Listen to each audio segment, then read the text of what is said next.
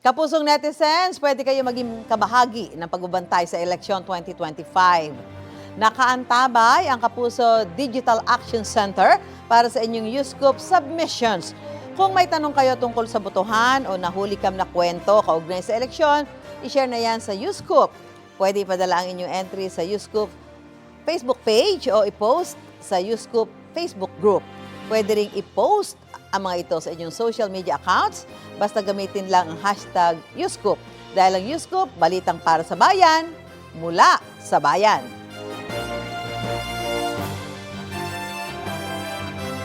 Gusto mo bang mauna sa mga balita? Mag-subscribe na sa GMA Integrated News sa YouTube at tumutok sa unang balita.